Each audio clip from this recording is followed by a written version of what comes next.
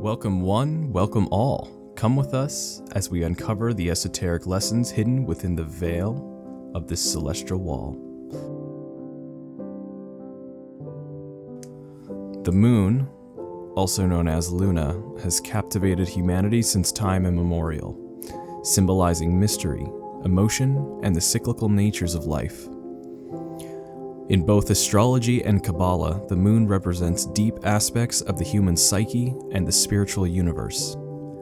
Within astrology, the moon represents the inner self, the emotional core, and the subconscious mind.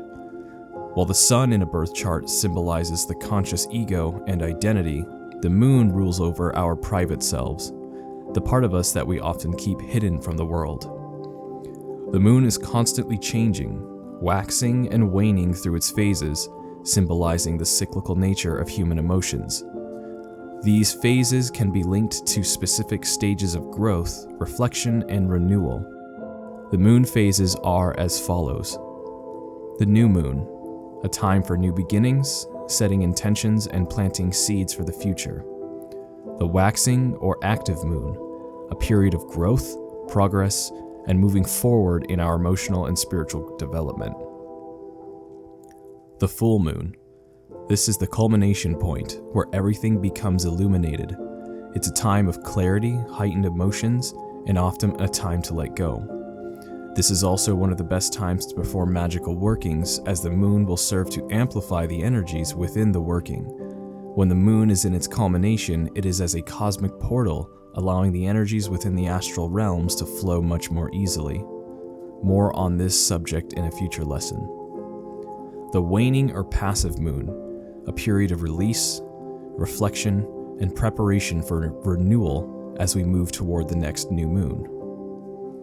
In astrology, the moon is in its domicile or ruling sign when it is in the sign of Cancer, the cardinal water sign, which expresses nurturing, protective, and empathetic qualities. Just as the moon reflects the light of the sun, it so too reflects our deepest needs, desires, and fears. Cancer is associated with emotions, intuition, nurturing, and home life, which align well with the moon's symbolism of emotion, instinct, and the unconscious mind. This placement emphasizes emotional depth, sensitivity, and connection to family or one's personal space, as well as the archetype of the divine feminine. The moon is in its exaltation within the sign of Taurus. When the moon is in Taurus, it brings a sense of emotional stability, calmness, and sensual comfort. Taurus, being an earth sign ruled by Venus, enhances the moon's nurturing qualities and adds a grounded, patient, and steady approach to emotional expression. This placement often represents emotional security and a love for comfort and deep connection to the physical world. The moon is in its detriment within the sign of Capricorn. When the moon is in Capricorn, its emotional and nurturing qualities are challenged by Capricorn's more pragmatic, disciplined, and structured nature. This placement often emphasizes restraint in emotional expression and a focus on responsibility and a tendency to prioritize goals and ambitions over personal feelings. It can create a more reserved or controlled approach to emotions, causing one to suppress their emotions over time, allowing their dark moon or Lilith spirit to take control. And I will go more in depth into the concept of the dark moon Lilith in a future lesson. Within the tradition of Kabbalah, the moon is associated with the Sephirot Yesod on the Tree of Life. In Yesod are those energies directly underlying the material world, which are manipulated in various forms of meditation and magic. These currents are known as the astral light or Akashic fluid. It is an energy which each person has the capacity to experience within himself and to profoundly develop. Everyone feels the presence of the astral light. It may be felt as an overall tingling sensation or as a passive warmth, often resulting from prayer or sexual stimulation. Each individual has an etheric body formed of the astral light. Thus, Yesod is termed foundation. As the moon waxes and wanes, it is said to control the motion of the tides and the supposed disorienting effect of the full moon on some is reflected in our term lunatic. Yet we conceptualize the moon as belonging not only to the insane, but also to the lovers.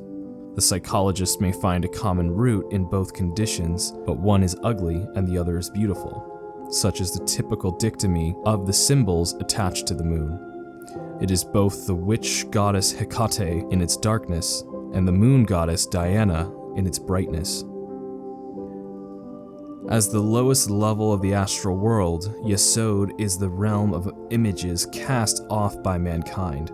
Bright and dark, it contains the Akashic record, which is both the history of races and as each individual mental act of man. The images of Yesod are fabulous in their beauty and seductiveness, but they can also be hideous and frightening. These are the dreams and fears of humanity, built up since the beginning of time.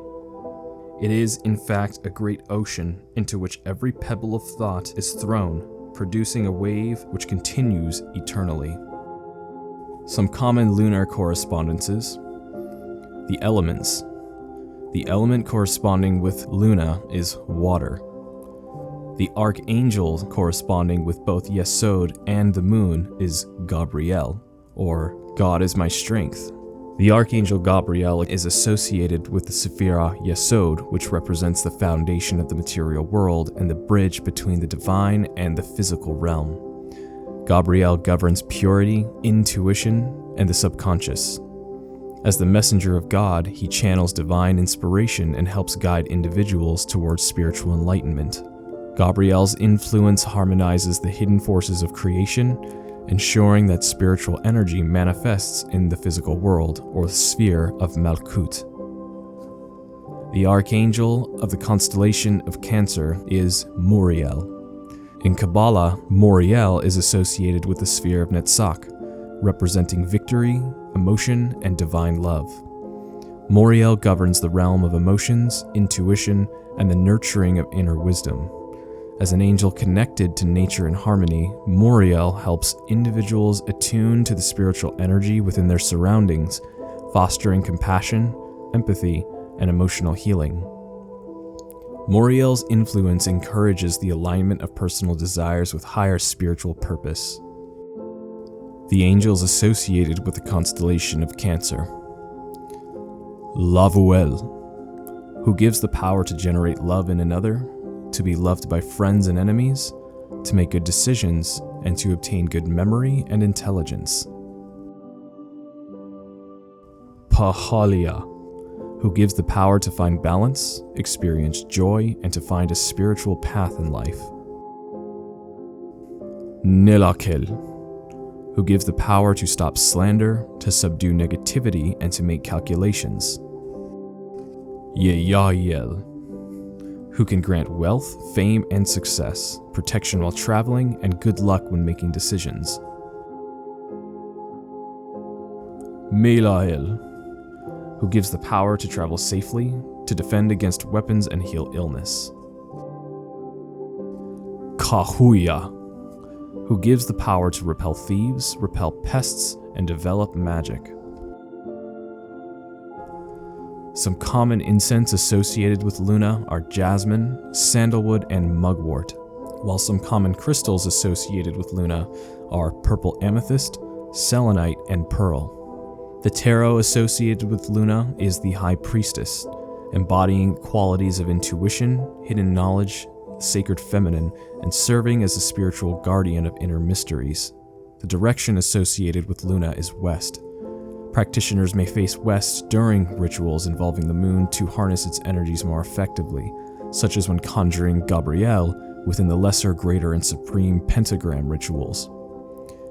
Within numerology, the number associated with Luna is 2, representing duality and balance. The number 2 embodies the principle of duality, light and dark, yin and yang, conscious and subconscious. Similarly, the moon reflects the light of the sun, representing the interplay between illumination and shadow. The moon's enduring allure in astrology and Kabbalah underscores its role as a bridge between the tangible and the intangible, It serves as a powerful symbol for understanding our inner emotions and the hidden rhythms of the universe. By reflecting on the moon's significance, we gain deeper insights into ourselves and our place within the cosmos, fostering a greater connection with the cycles of life and the divine. I hope you have enjoyed this glimpse into the endless depths of the Veil of Isis.